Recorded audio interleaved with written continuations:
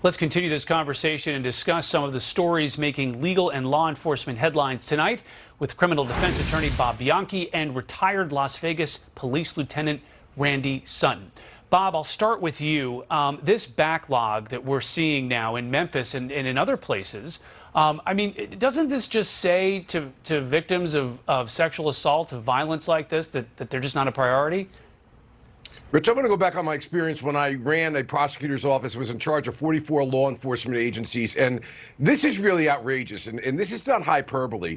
This is a serious situation. It's been going on for a long period of time. It hasn't been rectified. Now, let's go back to the day when I started trying cases where we didn't have access to DNA. But one of the crime-fighting tools that we have right now is that if you're convicted for a crime, you have to give a DNA sample. So we have a whole database of DNA, and many times these are repeat offenders. So essentially what they have done, first of all, no prosecutor wants to try a stale case, an old case. The older it gets, the worse it is for the prosecutor. Number two, the victims of these crimes deserve justice, and the answer is right in the database. And number three, you want to make sure that you catch somebody so they can't re-victimize somebody down the road, because these are typically repeat crimes, and hence we have the case that we have here. There is absolutely no excuse. And when I was in charge of the law enforcement agency as a prosecutor, heads would have rolled. I would have been in the media, and I would not have stopped 8 years later saying, you know, we need to do something to correct this. Look, you don't need to go to law school. You don't have to be a police officer. You don't have to be in the law enforcement community or a judge to know. This defies common sense. It's an outrage.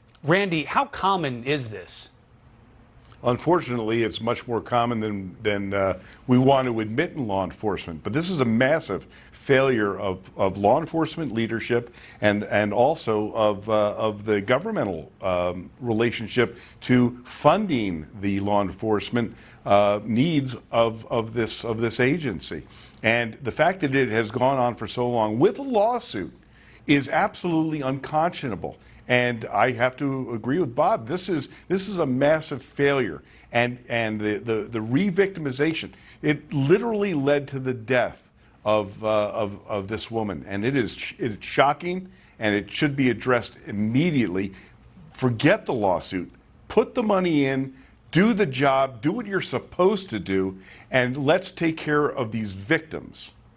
Bob, I want to take us to Chicago now, and the story from the McDonald's CEO saying that it's an unhospitable environment there when it comes to the crime, when it comes to taxes and business environment, although they do say that they plan on making a long-term play in Chicago. But, you know, Illinois is ending cash bail at the beginning of 2023, just a few months from now. Critics say it's only going to make the problem worse. What do you say?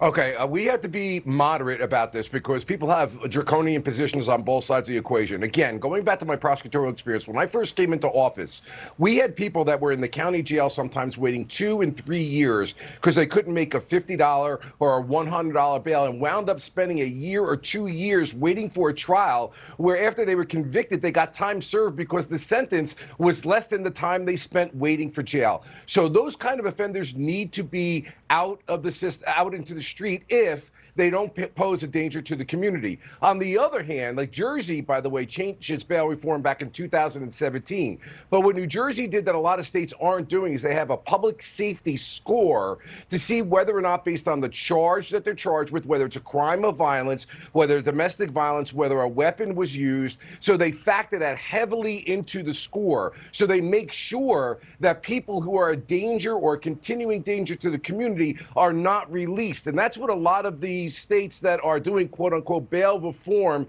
if they're not including that public safety risk assessment, then they're basically allowing people to go back into the community to re-victimize the people. So the bottom line is, do we need bail reform? Do I have a problem with the no cash bail system? No, because it's working in Jersey. What I do have a problem with is if you don't take into consideration the nature of the crime, the violence, and the possibility of reoffense, which many states are creating legislation that does not have that factor in the equation. That's a problem. Randy, how does the system thread the needle here?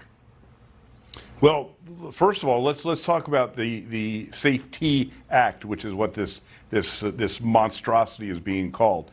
The no bail is only one portion of this horrendous bill, which was passed literally in the middle of the night without an 800 100-page bill that was never really read, and what Governor Pritzker came out with this ridiculous statement of his was nothing but a lie.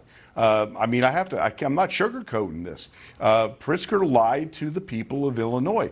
The safety bill will not only allow violent offenders to be released onto the street, but what it does is it is literally the most radical anti-public safety, anti-law enforcement statutes that have ever been put on the books. Everything that's gone wrong in New York, which of course has been a total abject failure, is now put on steroids in Illinois. And this is dangerous not just for the public, but for law enforcement officers who are already facing a terrible crisis right now in suicide and in personal physical attacks. Yep. This is going to lead to more and more bodies. All right. Randy Sutton, Bob Bianchi, thanks for joining us. Much appreciated.